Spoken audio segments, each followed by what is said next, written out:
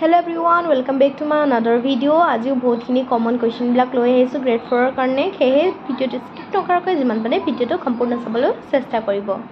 বলক প্ৰথম প্ৰশ্নৰ পৰা আজি আমি আৰম্ভ কৰোঁ। আজি আমাৰ প্ৰথম প্ৰশ্নত খোদা হৈছে জাৰ্মানীৰ মুদ্ৰাৰ নাম কি? ইয়াৰ শুদ্ধ উত্তৰটো হ'ব option number B euro.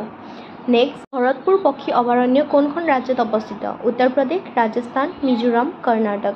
ABCD চাৰিটা অপশ্যন দিয়া হৈছে, তাৰে শুদ্ধ উত্তৰটো হ'ব option number B Rajasthan. Bharatpur পক্ষী অভয়াৰণ্য ৰাজস্থান ৰাজ্যত অৱস্থিত। নেক্সট প্ৰশ্নলৈ যাওঁ। মোৰ আপোনাৰ দেশ গীতটো প্ৰথমতে ক'ত প্ৰকাশ পাইছিল? অৰুণোদয়, বাঁহী, জোনাকী, এটাও নহয়। ইয়াতে চাৰিটা অপশ্যন দিয়া হৈছে, তাৰে পৰা শুদ্ধ উত্তৰটো হ'ব অপশ্যন নম্বৰ বি বাঁহী। ইয়াৰে পাছৰে প্ৰশ্নলৈ যাওঁ। ইয়াত সোধা হৈছে অসমৰ কোন ঠাইক উত্তৰ পূৰ্বৰ এমাজন বুলি কোৱা হয়? দিহিং পাটকাই, ৰায়মনা, ডিব্ৰু-চৈখোৱা, দীপৰ বিল। ইয়াৰ শুদ্ধ উত্তৰটো হৈছে দিহিং পাটকাই। নেক্সট ওৱান, অসমৰ একমাত্ৰ মীন মহাবিদ্যালয় ক'ত অৱস্থিত? ৰহা, বাক্সা, ডিব্ৰুগড়, বিশ্বনাথ। শুদ্ধ উত্তৰটো হৈছে অপশ্যন নম্বৰ এ ৰহা। অসমৰ একমাত্ৰ মীন মহাবিদ্যালয় ৰহাত আছে। ইয়াৰে পাছৰ প্ৰশ্নত কি দিয়া হৈছে চাই লওঁ।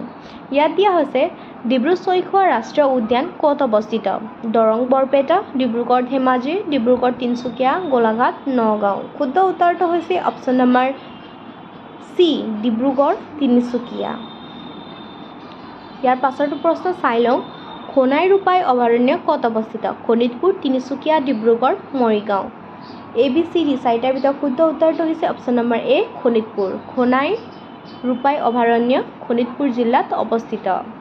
নেক্সট প্ৰশ্নলৈ যাওঁ। উত্তৰ পূব সীমান্ত ৰেলৱেৰ মুখ্য কাৰ্যালয় ক'ত অৱস্থিত? গুৱাহাটী, ৰঙিয়া, মৰিগাঁও, মালিগাঁও। শুদ্ধ উত্তৰটো হ'ব চাৰিটাৰ ভিতৰত। আৰু যিসকল নতুনকৈ এই চেনেলত আহিছে চেনেলটো ছাবস্ক্ৰাইব কৰি দিবলৈ নিশ্চয় নাপাহৰিব, কাৰণ এনেধৰণৰ ভিডিঅ'টো মই দি থাকিবলৈ চেষ্টা কৰিম। ইয়াৰ শুদ্ধ উত্তৰটো হৈছে অপশ্যন নম্বৰ ডি মালিগাঁও। সংবিধানৰ খচৰা সমিতি কিমানজন সদস্য আছিল? 5 জন, 7 জন, 9 জন, 11 জন। সংবিধানৰ খচৰা সমিতিত সদস্য আছিলে মুঠ 7 জন। ভাৰতৰ সংবিধানৰ তলৰ কোনটো সংশোধনী পঞ্চায়তী ৰাজৰ সৈতে জড়িত? 73 নং, 74 নং, 77 নং, 78 নং। শুদ্ধ উত্তৰটো হৈছে অপশ্যন নম্বৰ এ 73 নং। ভাৰতৰ সংবিধানৰ প্ৰস্তাৱনাৰ প্ৰথমটো কোন দেশৰ পৰা লোৱা হৈছে? অষ্ট্ৰেলিয়া, দক্ষিণ আফ্ৰিকা, কানাডা, আমেৰিকা। শুদ্ধ উত্তৰটো হৈছে option number D America. Next প্ৰশ্নলৈ যাওঁ। কথাগীতৰ ৰচক কোন? ভট্টদেৱ, হৰিবৰ বিপ্ৰ, মাধৱ কন্দলী, শংকৰদেৱ।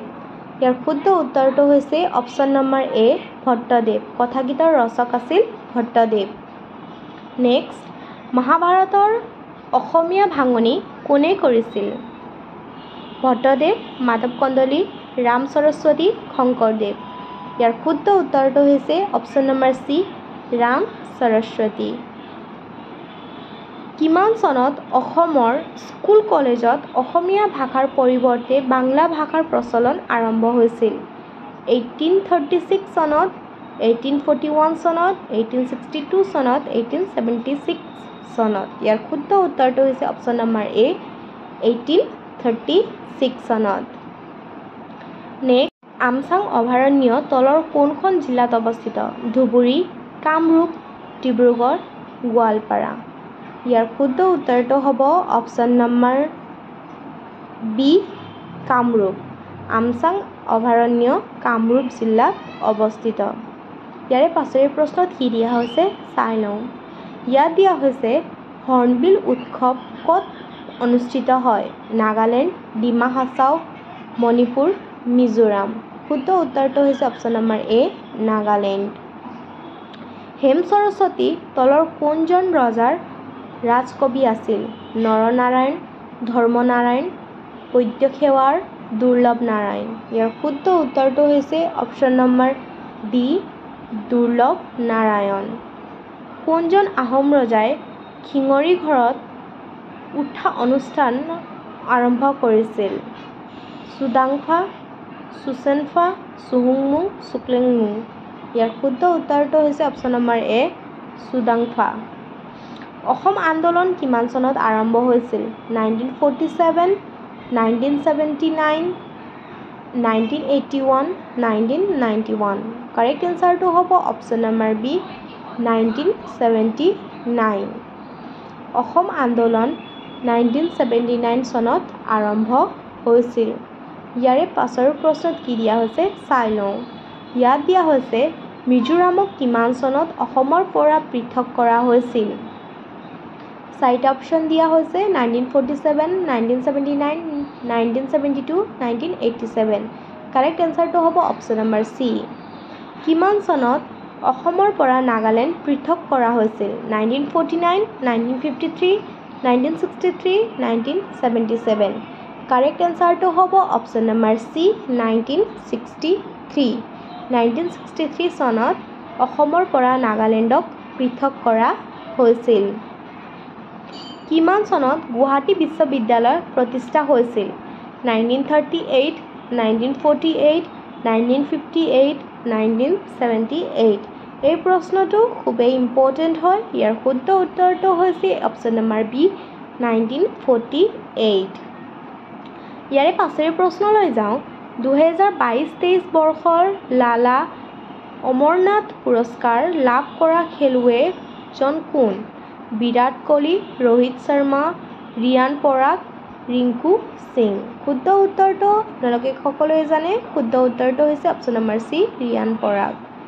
নেক্সট, অযোধ্যা তলৰ কোন ৰাজ্যত অৱস্থিত। উত্তৰাখণ্ড, ৰাজস্থান, উত্তৰ প্ৰদেশ, হাৰিয়ানা। ইয়াৰ শুদ্ধ উত্তৰটো হৈছে option number C Uttar Pradesh. Next, অসমৰ প্ৰথম মেডিকেল কলেজখন ক'ত আছে। গুৱাহাটী, ডিব্ৰুগড়, শিলচৰ, কাছাৰ। ABCD। ইয়াৰ শুদ্ধ উত্তৰটো হৈছে অপশ্যন নম্বৰ বি ডিব্ৰুগড়। আমাৰ নেক্সট প্ৰশ্নলৈ যাওঁ। জাতিংগা ক'ত অৱস্থিত।